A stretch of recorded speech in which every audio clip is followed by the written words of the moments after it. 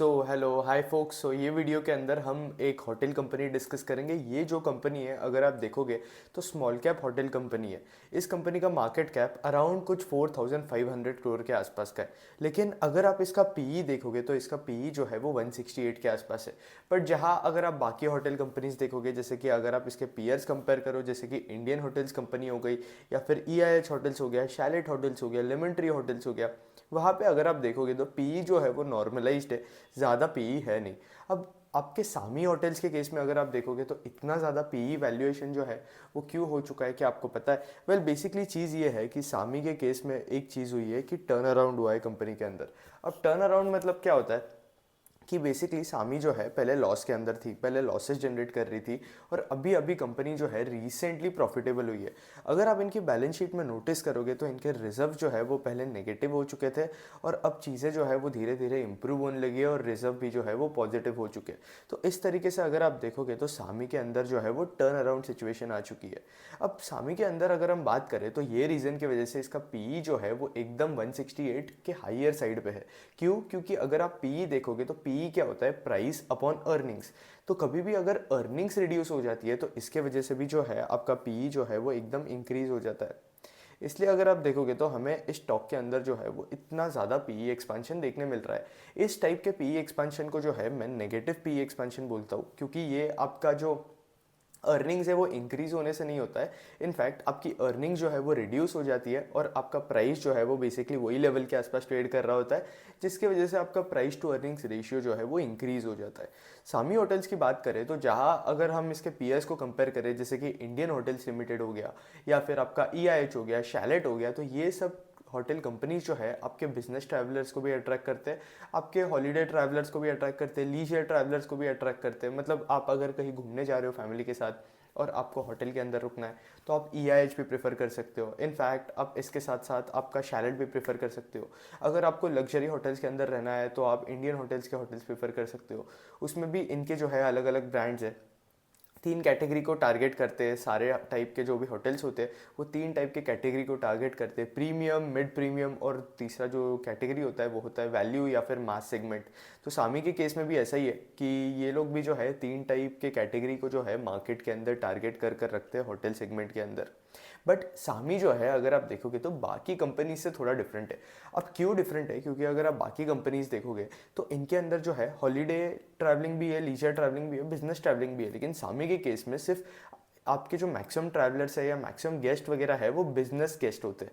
तो ये एक चीज़ है जो कि सामी होटल्स के अंदर है। मतलब अगर किसी केस में अगर आपके यहाँ हीट वेव हो जाती है, या फिर बहुत ज़्यादा रेंज वगैरह हो जाती है, या ऐसे कुछ इशू हो जाते हैं, तो यूजुअली बिजनेस मीटिंग्स वगैरह जो होती है, जो कि इन होटल के अंदर होने वाली होती है, वो जो है अफेक्ट नहीं होती।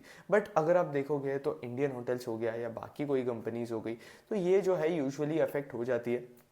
क्योंकि लोग बोलते हैं कि यार इस बार रेन्स हो रही है, मानसून हो रहा है, हीट वेव हो रही है, तो हम क्या करेंगे, हम जो है अगली बार ट्रैवल कर लेंगे, अगले 1-2 महीने बाद ट्रैवल कर लेंगे। तो ये सब कुछ चीज़ें हैं वो बाकी केस में चलती है। तो सामी होटल्स में अगर आप देखोगे तो मैक्सिमम बिजनेस क्लाइंट्स है, इसकी वजह से इन इलास्टिसिटी जो है वो कंपैरेटिवली होती ही है। तो ये एक अच्छी बात है बिजनेस के लिए। बाकी अगर हम इन्हें क्वार्टरली ट्रैक करें तो सारी होटल कंपनीज जो है क्वार्टरली लेवल पे अच्छे नंबर्स रिपोर्ट कर रही है, और सारी होटल कंपनीज जो है बहुत ज़्यादा बुलिश है आपके होटल सेक्टर के लिए। फिर उसके बाद अगर आप देखोगे तो ईयर ऑन ईयर लेवल पे सामी जो है बहुत अच्छे नंबर्स दिखा रहा था पहले। Q2 के अंदर अगर आप सामी के नंबर्स देखोगे तो 20.72 के आसपास जो है इसने अपनी टॉप लाइन ग्रो करी है। और अगर हम बॉटम लाइन की बात करें तो बॉटम लाइन में इसे जो है कंटिन्यूस ऑपरेटिंग लेवरेज मिल रहा है, जहाँ ये अपनी अर्निंग्स जो है ओवर 100% ओवर कुछ 4 to 5 क्वार्टर से जो है वो ग्रो करते आ रहा है। और EPS भी जो है इस कंपनी का नेगेटिव से लेकर अभी जाकर जो है वो पॉजिटिव हो चुका है। इसके साथ साथ अगर आप मार्जिन्स नोटिस करोगे सामी होटल्स के, तो मार्जिन्स भी जो है वो इंक्रीज हो चुके हैं। मार्जिन्स पहले 32% के आसपास थे, और 32% से मार्जिन जो है अभी 35% के आसपास जा चुके हैं, जिसके वजह से हमें जो है बॉटम लाइन के ऊपर भी जो है वो इफेक्ट देखने मिल रहा है, और इतना अच्छा खासा जो है ऑपरेटिंग लेवरेज देखने मिल रहा है कंपनी के अंदर। बाकी सामी होटल्स की बात करें तो अब तक जो है इनके टोटल 35 होटल्स के आसपास है। इनके रूम्स जो है टोटल, मतलब अगर आप आज के लेवल पे देखोगे तो 5650 के भी ऊपर के रूम्स है। और ये लोग जो है इनके पास जो है वो ग्लोबल होटल ब्रांड्स है, अभी तक के 11 ब्रांड्स है। और जो मतलब पहले जो थे इनके पास 8 ब्रांड्स थे, अब भी इनके जो 3 ब्रांड जो है वो अपकमिंग है, तो टोटल इनके जो है वो 11 ब्रांड्स हो जाएंगे। और ओवरऑल अगर हम इनका प्रेजेंस देखें तो ओवरऑल 13 सिटीज़ के अंदर जो है ये कंपनी के होटल जो है वो प्रेजेंट है। अगर मैं सामी होटल्स की बात करूं तो यार जिस तरीके से आप दूसरी होटल कंपनीज को देखोगे, वो लोग क्या करते हैं कि वो लोग जो है पहले लैंड परचेस करते हैं। अगर आप ग्रीन फील्ड केपेक्स की बात करें, केपेक्स भी जो है वो दो टाइप के होते हैं, एक होता है ग्रीन फील्ड और दूसरा जो होता है वो ब्राउन फील्ड।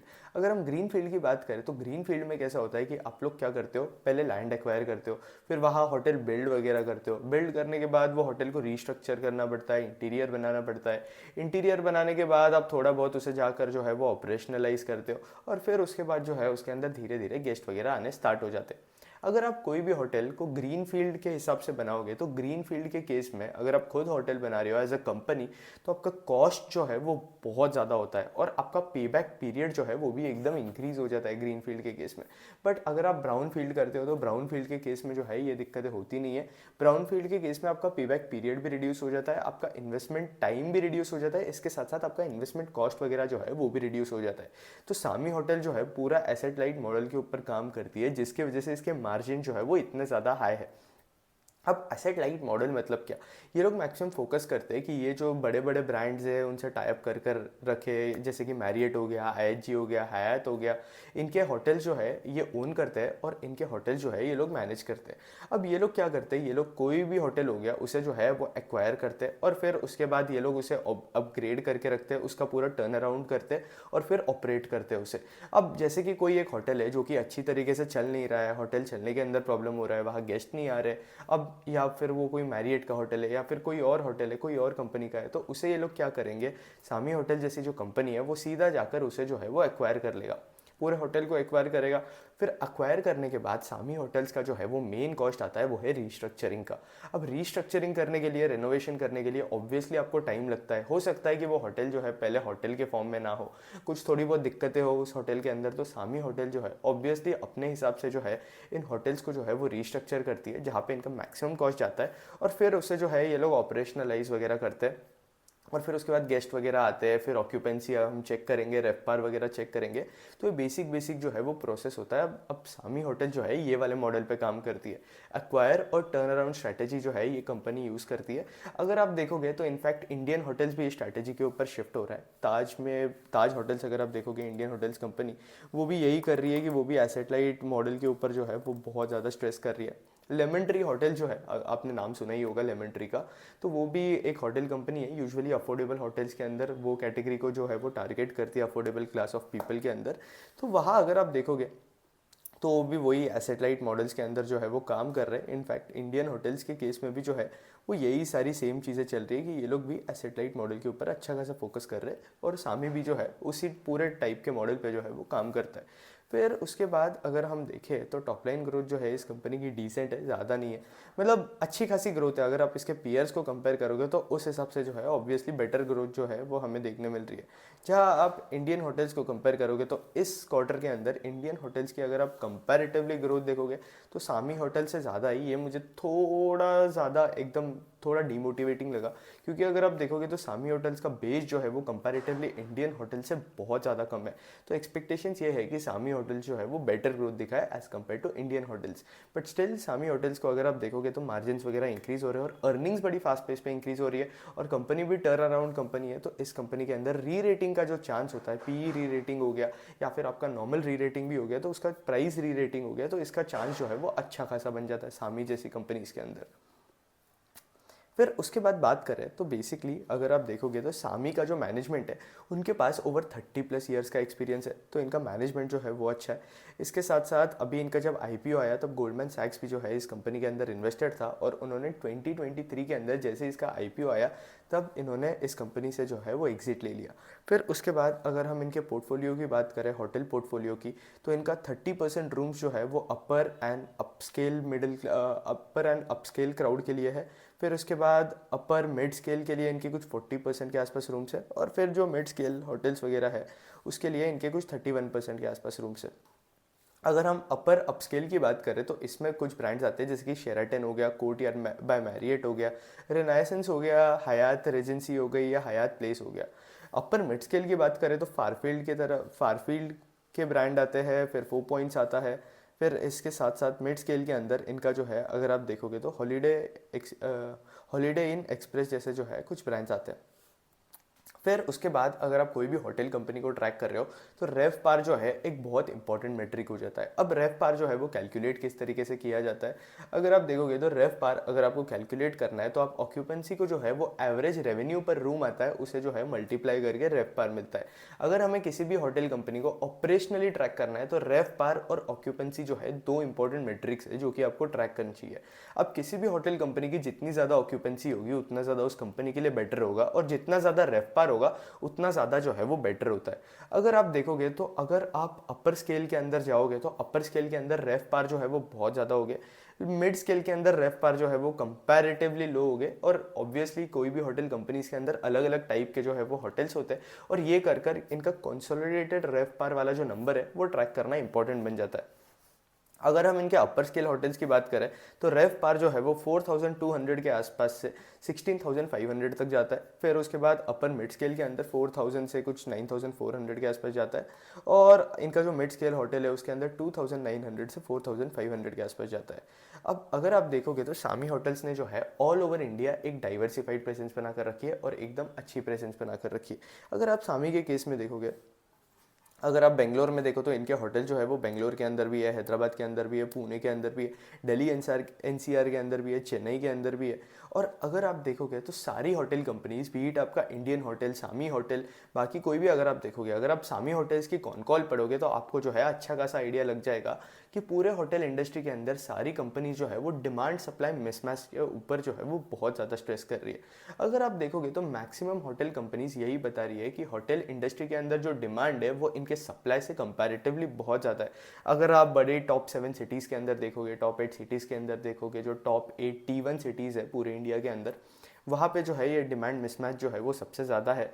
और अगर आप होटल इंडस्ट्री को ट्रैक कर रहे हो तो आपको एविएशन इंडस्ट्री के नंबर्स भी जो है वो ट्रैक करनी चाहिए। अब आप बोलोगे कि यार ये तो मुझे और डबल काम हो गया, लेकिन ऑब्वियसली अगर आप मार्केट के अंदर किसी भी कंपनी को समझ रहे हो, बिजनेस मॉडल समझ रहे हो, तो ऑब्वियसली आपको जो है पूरा वैल्यू चेन समझना चाहिए, और इसके साथ साथ आपको जो है वो डॉट्स कनेक्ट करते आना चाहिए, समझना चाहिए कि किस तरीके से इस इंडस्ट्री की ग्रोथ जो है किस तरीके से इम्पैक्ट हो सकती है, और किस तरीके से पॉजिटिव इम्पैक्ट रहेगा और किस तरीके का नेगेटिव इम्पैक्ट रहेगा। जैसे कि अगर हम एविएशन पैसेंजर्स की बात करें तो जितने ज़्यादा पैसेंजर्स हो गए उतना ज़्यादा इन होटल्स के अंदर जो है वो ग्रोथ अच्छा होगा, ऑक्यूपेंसी अच्छा होगा, रेवपार अच्छा होगा, और उतना ज़्यादा पॉजिटिवली जो है ये होटल कंपनीज को इम्पैक्ट करता है।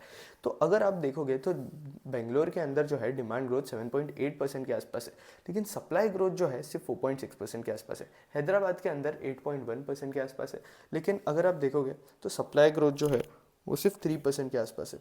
दिल्ली एनसीआर के अंदर 6.7% के आसपास है और सप्लाई ग्रोथ जो है वो 3.6% के आसपास है। पुणे के अंदर भी यही सेम सीन चल रहा है। इसलिए ये लोग क्या कर रहे हैं कि जहाँ जहाँ डिमांड सप्लाई मिसमैच है वहाँ मैक्सिमम कंपनीज जो है अपने होटल्स बिल्डअप कर रही है, वहाँ एक्वायर कर रही है, बीट आपका होटल या फिर ग्रीन फील्ड के पिक्स कर रही है, ब्राउन फील्ड के पिक्स कर रही है, ताकि ये डिमांड सप्लाई मिसमैच जो है वो मैनेज हो जाए। बट आगे कुछ सालों के लिए होटल इंडस्ट्री के अंदर बहुत ज़्यादा एकदम पॉजिटिव ग्रोथ जो है वो एक्सपेक्टेड है। इसके साथ साथ अगर आप देखोगे तो लोगों की जो डिस्पोजेबल इनकम है वो भी कॉन्स्टेंटली इंक्रीज होते जा रही है, जिसके वजह से होटल कंपनीज जो है वो और अच्छा परफॉर्म कर रही है। अगर आप देखोगे तो अगर आप आईटीसी को ट्रैक करते थे तो आईटीसी का जो सबसे खराब वाला सेगमेंट था पहले जो था 2020, 2021 और 2022 के आसपास, वो जो था इनका होटल वाला सेगमेंट था। लेकिन आज के डेट पे आईटीसी का सबसे अच्छा सेगमेंट जो कि आईटीसी के अंदर परफॉर्म कर रहा है वो है आईटीसी होटल्स। तो अगर आप देखोगे तो इस तरीके से हम कंक्लूड कर सकते हैं कि लाइक होटल इंडस्ट्री के अंदर जो है वो फिर से टर्न अराउंड स्टार्ट हो चुका है कोविड के बाद से, और लोग जो है अभी कंपैरेटिवली ज़्यादा ट्रैवल कर रहे हैं, डिस्पोजेबल इनकम ज़्यादा इंक्रीज़ हो रही है, और इन होटल्स के अंदर ऑक्यूपेंसी भी जो है वो भी कॉन्स्टेंटली इंक्रीज़ होते जा रही है, जिसकी वजह से रेव पार इंक्रीज़ हो रहा है, और रेव पार इंक्रीज़ होने की वजह से होटल्स के अंदर हमें जो है वो टॉप लाइन ग्रोथ देखने मिल रही है। टॉप लाइन ग्रोथ देखने मिल रही है तो हमें बॉटम लाइन ग्रोथ देखने मिलेगी, और एक बार अगर आपको बॉटम लाइन ग्रोथ देखने मिल रही है तो ऑब्वियसली आपका ईपीएस इंक्रीज होगा, और एक बार आपका ईपीएस जो है वो इंक्रीज होना स्टार्ट हो जाता है तो स्टॉक के अंदर जो है वो री रेटिंग होनी जो है वो फिर से स्टार्ट हो जाती है, और स्टॉक का जो प्राइस है वो इंक्रीज होना स्टार्ट हो जाता है, और आपको जो है वो कैपिटल गेन जो है वो मिलना स्टार्ट हो जाएगा। फिर उसके बाद अगर आप देखोगे तो इनके पास जो है एक ऐप है जिसका नाम है सामी इंटेल। अब ये इन्होंने बिल्डअप करके रखा है, जो कि इन्हें बताता है कि कौन से होटल के अंदर किस तरीके के ट्रेंड चल रहे हैं, किस टाइप की ऑक्यूपेंसी है, किस टाइप से वो जो है अपने एसेट वगैरह मैनेज कर सकते हैं। तो उस हिसाब से अगर आप देखोगे तो इनके वीक डेज़ की जो ऑक्यूपेंसी लेवल है वो कुछ 77% के आसपास है, और डिमांड जो है वो अगर आप देखोगे तो ओवरऑल इंडस्ट्री के ऊपर जो है वो डिमांड जो है वो स्प्रेड हो रही है। सिर्फ आईटी इंडस्ट्री के ऊपर जो डिमांड पहले थी, अगर आप होटल इंडस्ट्री को ट्रैक करते थे तो पहले जो है आईटी की जो कंपनीज थी वो सबसे ज़्यादा, मतलब बेसिकली सबसे ज़्यादा डिमांड लेकर आती थी होटल्स के अंदर, तो उसके ऊपर जो डिपेंडेंसी है वो कंपैरेटिवली कम होने लगा है। अगर आप ट्रेंड चार्ट्स को भी नोटिस करोगे तो आपको जो है ये ट्रेंड के बारे में आइडिया लग जाएगा। फिर उसके बाद अगर आप देखोगे तो इनके days with less than 70% occupancy जो है वो सीधा 41% के आसपास जा चुके हैं, और फिर इसके बाद days with greater than 70% occupancy जो है वो इंक्रीज होकर 59-60% के आसपास जो है वो आ चुके हैं, जो कि एकदम एक और पॉजिटिव बात है। फिर उसके बाद अगर आप देखोगे तो मैक्सिमम होटल्स यही चीज़ पे फोकस कर रहे हैं कि ये लोग जो है अपनी इन्वेंट्री वगैरह जो होती है वो एक्सपांड कर रहे हैं। अब इन्वेंट्री एक्सपांशन से इनका फ़ायदा क्या होगा कि इन होटल कंपनीज जो है ये ज़्यादा सप्लाई केटर कर सकती है, और जो इंक्रीजिंग डिमांड है उस डिमांड को जो है ये लोग कैप्चर कर सकते हैं। अगर आप देखोगे तो जितना ज़्यादा सप्लाई इंक्रीज होगा इन कंपनीज़ का, उतना ज़्यादा ये लोग डिमांड जो है वो केटर कर पाएंगे, और ऑब्वियसली इनकी ग्रोथ के अंदर भी जो है ये सब पॉजिटिवली इंपैक्ट करेंगी चीज़ें।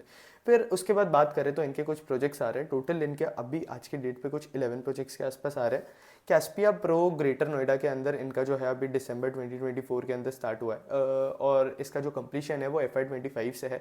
मैक्सिमम अगर आप देखोगे तो इंडियन होटल्स के केस में भी अगर आप कंप्लीशन पीरियड देखोगे तो FY25 से FY29 तक जो है इनके मैक्सिमम होटल्स आ रहे हैं। इंडियन होटल्स भी आई थिंक इनका कुछ चल रहा था 350 होटल्स के आसपास है इंडियन होटल्स के टोटल अगर आप देखोगे तो, और ये 350 के आसपास जो होटल्स है वो इसे सीधा अगर आप देखोगे तो कुछ 700 के आसपास होटल्स को जो है वो लेकर चल जाएंगे इन 4 to 5 ईयर्स, मतलब 2030 तक के आसपास जो है वो इनका जो नंबर ऑफ होटल्स है वो डबल कर देंगे। इसके साथ साथ रेवेन्यूज़ के अंदर जो है वो अच्छी खासी ग्रोथ देखने मिलेगी।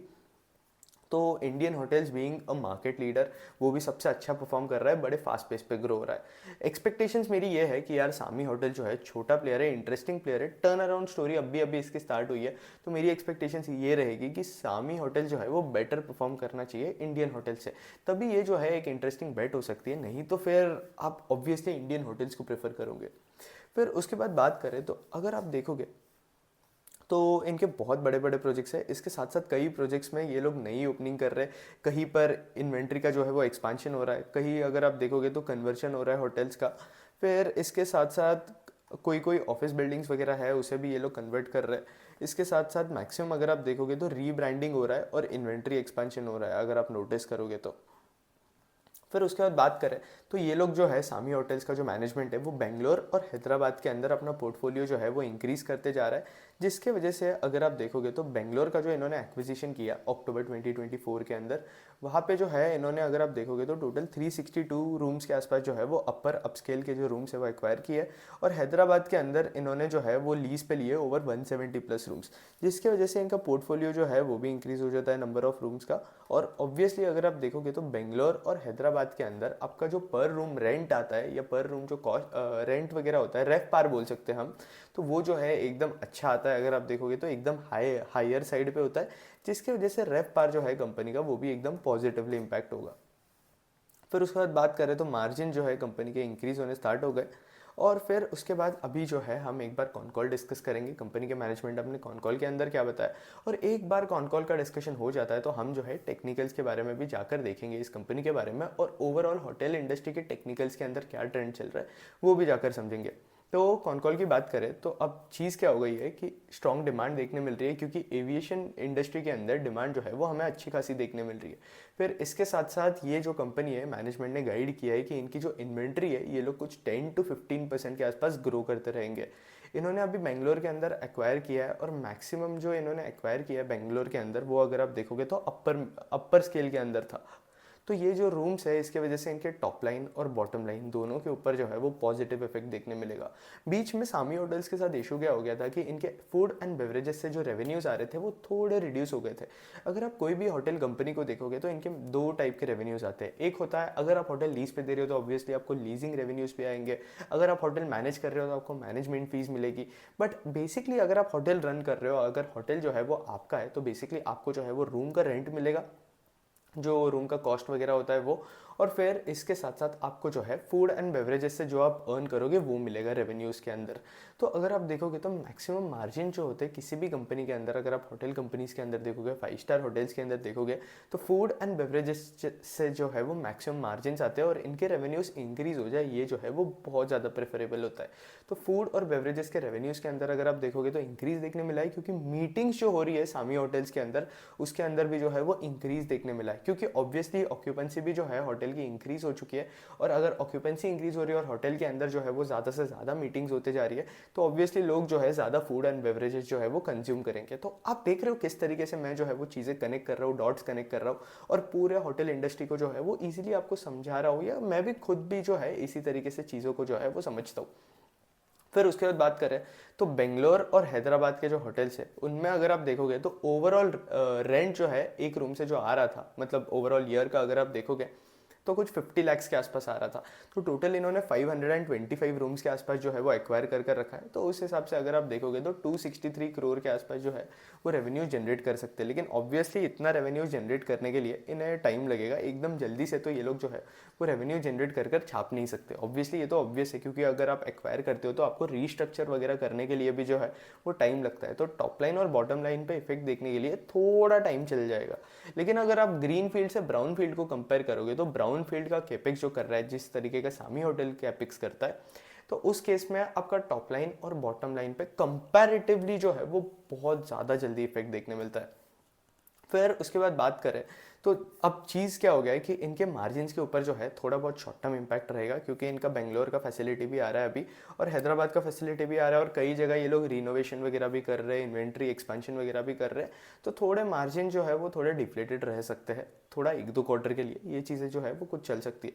बेंगलोर के अंदर इन्होंने जो है इन्वेंट्री इंक्रीज करने के लिए जो केपेक्स कर रखा है वो 270 करोड़ के आसपास का किया है, और फिर इसके साथ साथ ये लोग जो है 70-80 करोड़ के आसपास जो है वो रिनोवेशन के अंदर केपेक्स कर रहे हैं। हैदराबाद के अंदर कंपनी ने कुछ 180 टू 190 करोड़ के आसपास का केपेक्स कर रखा है, और कुछ 24 मंथ्स के अंदर जो है दोनों होटल जो है वो लाइव हो जाएंगे, ऑपरेशनलाइज हो जाएंगे।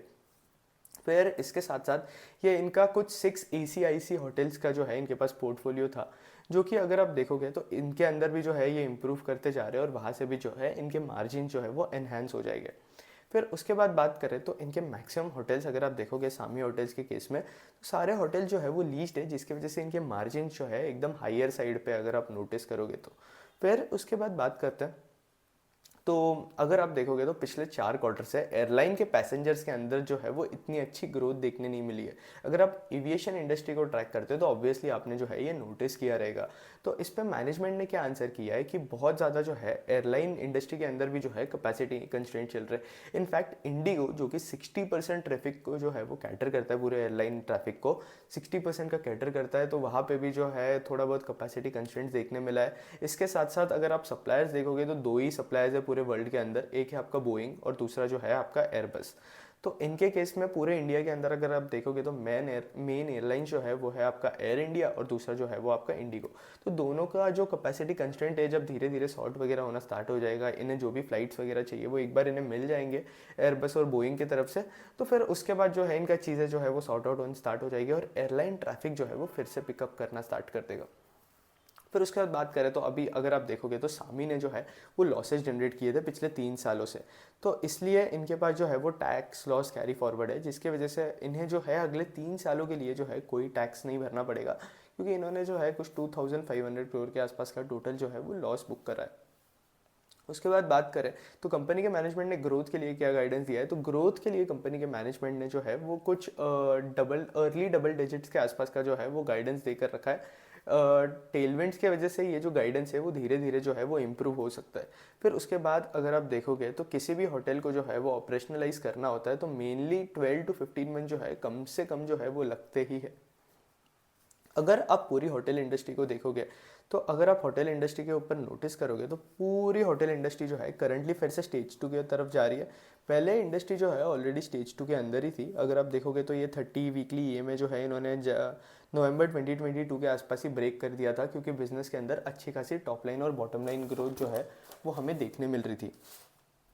अब एक बार मुझे चेक करने दो मैंने कुछ मिस नहीं कर दिया है क्या, क्योंकि कॉन कॉल के जो पॉइंट्स है वो सारे कवर करना जो है वो बहुत ज़्यादा इंपॉर्टेंट हो जाता है। मिस तो कुछ नहीं किया है, सारी चीज़ें जो है वो हमने मैक्सिमम जो है वो कवर कर लिया, और यही सारा जो है पूरा कॉन कॉल का डिस्कशन था। टेक्निकल्स के बारे में बात करते तो अगर आप देखोगे तो पूरी होटल इंडस्ट्री जो है वो 30 वीकली ईएमआई के ऊपर ही चल रही थी, और फिर उसके बाद जो है हमें थोड़ा बहुत कंसोलिडेशन देखने मिला जून जुलाई के आसपास। तो उस हिसाब से अगर आप देखोगे तो अभी अभी जो है वापस हमें जो है वो ब्रेकआउट देखने मिला है नवंबर के आसपास, और फिर से जो है प्राइजेस जो है अगर आप इंडेक्स को देखोगे होटल इंडेक्स को, तो वो जो है फिर से 30 वीकली ये में जो है वो ब्रेक कर चुका है, और फिर से जो है वो ऊपर स्टेज 2 के अंदर जो है वो स्टार्ट हो चुका है। तो हम बोल सकते हैं कि अभी होटल इंडस्ट्री जो है करंटली अर्ली स्टेज 2 के अंदर है।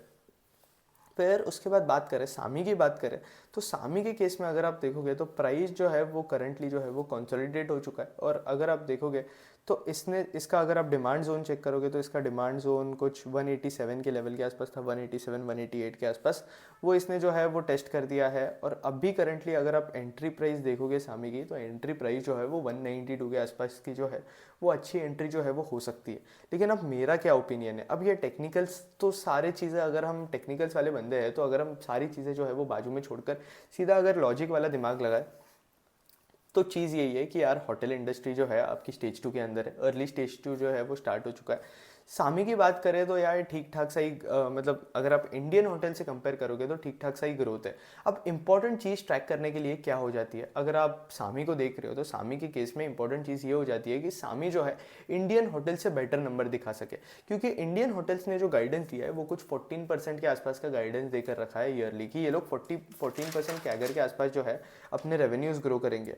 अगर आप इंडियन होटल्स का टॉप लाइन का गाइडेंस देखोगे तो उन्होंने उसके लिए भी जो है 15,000 करोड़ के आसपास का टॉप लाइन का गाइडेंस देकर रखा है लाइक FY30 तक।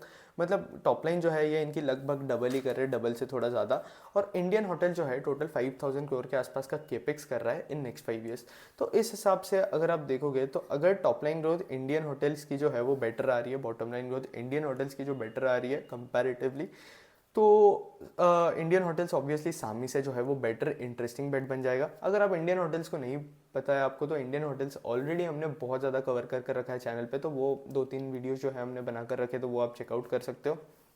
बाकी अगर आपको लगता है कि यार इंडियन होटल्स पे मैं एक नया वीडियो बनाऊं तो कमेंट में लिख देना, कमेंट सेक्शन में लिख देना।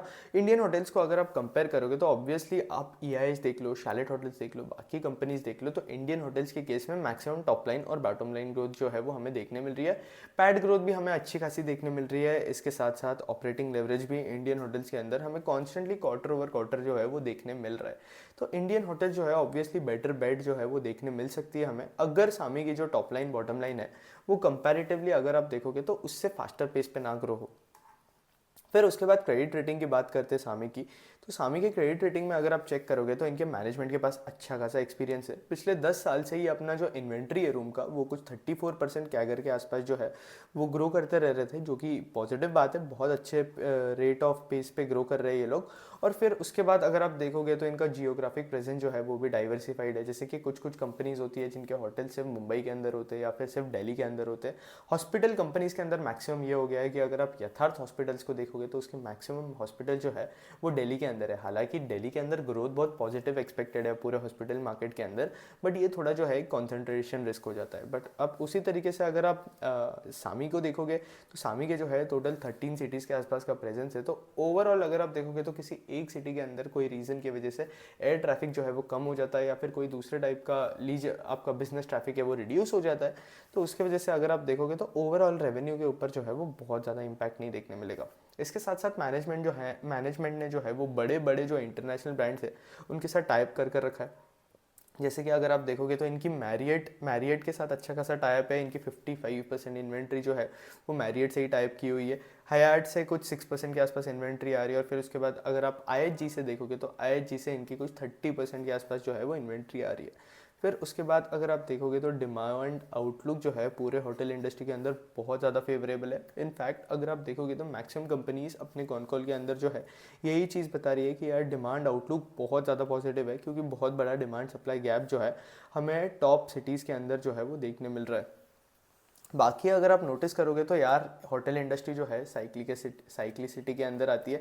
तो जस्ट इन केस इकोनॉमी के अंदर कोई अनसर्टेनिटी आ जाती है, कोई थोड़ी बहुत दिक्कतें आ जाती है, तो होटल इंडस्ट्री के अंदर जो है हमें थोड़ा बहुत वीकनेस जो है वो देखने मिलेगा अर्निंग्स के अंदर। इसकी वजह से प्राइस जो है प्राइजेस के अंदर भी थोड़ा बहुत अगर आप देखोगे तो स्ट्रेस देखने मिल सकता है। बट बाकी अगर आप होटल कंपनीज को देखोगे तो ठीक है, डिसेंट है, अच्छी खासी ग्रोथ एक्सपेक्टेड है। और अगर आप नॉर्मल माइंडसेट लेके चलोगे, नॉर्मल एक्सपेक्टेशंस रखोगे, तो ऑब्वियसली होटल इंडस्ट्री के अंदर जो है वो ग्रोथ अच्छी है।